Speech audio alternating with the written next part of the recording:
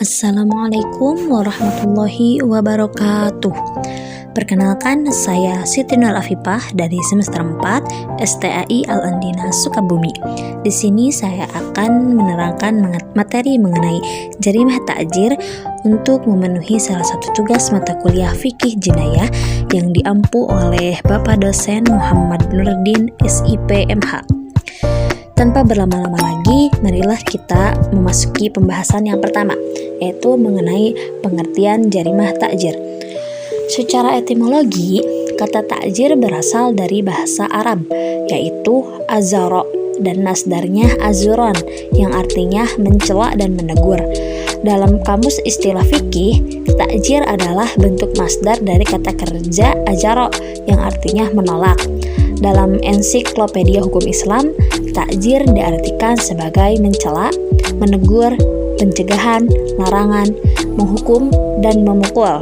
Sedangkan pengertian takjir menurut terminologi adalah pencegahan dan pengajaran terhadap tindak pidana yang tidak mempunyai hukum had, kifarat, dan kisos atau diat. Dan menurut Fat al-Duraini, guru besar fikih di Universitas Damaskus Suriah, mengemukakan bahwa takjir adalah hukuman yang diserahkan kepada penguasa untuk menentukan bentuk dan kadarnya sesuai dengan kemaslahatan yang menghendaki dan tujuan syara dalam menetapkan hukum yang ditetapkan pada seluruh bentuk maksiat, berupa meninggalkan perbuatan yang wajib atau mengerjakan perbuatan yang dilarang, yang semuanya itu tidak termasuk dalam kategori hudud dan kafaroh, baik yang berhubungan dengan hak Allah Subhanahu wa Ta'ala berupa gangguan terhadap masyarakat umum, keamanan mereka, serta perundang-undangan yang berlaku maupun yang terkait dengan hak pribadi. Namun sementara itu, menurut Abdul Al-Aziz Amir, ahli hukum pidana Islam, menyatakan bahwa ruang lingkup tindak pidana takjir itu amat luas, baik yang berkaitan dengan hak Allah Subhanahu wa Ta'ala maupun hak pribadi, sehingga tidak ada satu nas ayat dan atau al-hadis pun yang menunjukkan jumlah dan batasan jarimah takjir tersebut.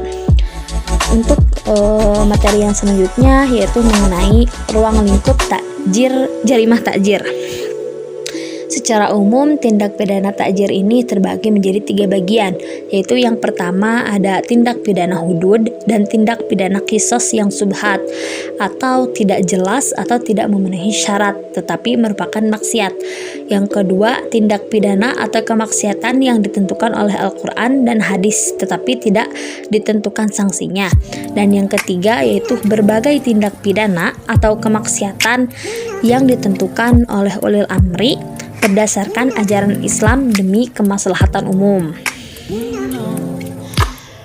Untuk materi yang selanjutnya mengenai unsur-unsur jarimah takjir. Di sini terbagi menjadi 3 unsur-unsur jarimah, yaitu yang pertama ada rukun syar'i atau unsur formil, di mana unsur ini itu yaitu nas yang melarang perbuatan dan mengancam perbuatan terhadapnya. Dan yang kedua yaitu ada rukun madi atau unsur material, yaitu adanya tingkah laku yang membentuk jarimah, baik perbuatan nyata maupun sikap tidak berbuat. Yang ketiga yaitu rukun adabi atau unsur moral, yaitu orang yang dapat dimintai pertanggungjawaban terhadap jarimah yang diperbuatnya. Untuk materi yang selanjutnya yaitu mengenai macam-macam jarimah takjir. Menurut Abdul Qadir Audo, jarimah takjir ini dibagi menjadi 3 bagian, yaitu yang pertama ada jarimah hudud dan kisos diat, yaitu di mana jarimah ini mengandung unsur subhat atau keraguan atau tidak memenuhinya syarat, namun hal itu sudah dianggap sebagai perbuatan maksiat. Contohnya itu seperti pencurian terhadap harta benda namun belum mencapai nisab, maka untuk mencapai nisab untuk dijatuhkan had potongan tangan. Dan yang kedua yaitu ada jarimah takjir syar'i, di mana jarimah jenis ini itu ditentukannya oleh nas tetapi sanksinya diserahkan kepada penguasa. Contohnya itu seperti sumpah palsu, saksi palsu, mengurangi timbangan, menipu, mengingkari janji, dan mengkhianati amanah.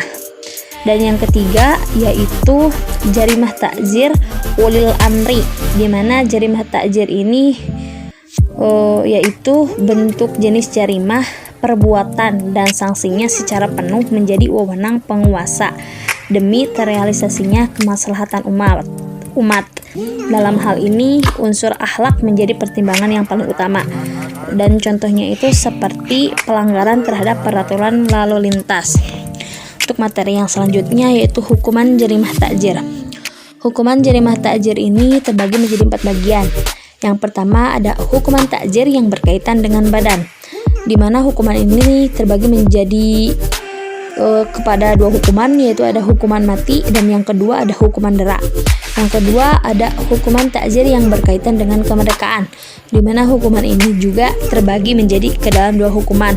Ada hukuman penjara dan yang kedua ada hukuman pengasingan. Yang ketiga adalah hukuman takzir yang berkaitan dengan harta, di mana hukuman takzir ini tuh sang pemilik harta sang pemilik harta atau pelaku itu hartanya akan ditahan. Status harta yang dimiliki oleh pelaku ini akan ditahan. Dan yang keempat ada hukuman takzir yang lainnya, yang dimana dimaksud dengan hukuman takzir yang lainnya itu adalah hukuman takzir yang selain disebutkan di atas. Contohnya itu ada peringatan keras, yang kedua itu ada dihadirkannya di hadapan sidang, yang ketiga diberi nasihat, yang keempat celaan, yang kelima pengecualian, yang keenam pemecatan, dan yang ketujuh pengumuman kesalahan secara terbuka. Mungkin cukup sekian yang mungkin bisa saya sampaikan. Kurang lebihnya mohon dimaafkan, dan semoga apa yang saya sampaikan ini bisa memberikan manfaat bagi kalian yang menonton. Wabillahi taufiq wal hidayah. Assalamualaikum warahmatullahi wabarakatuh.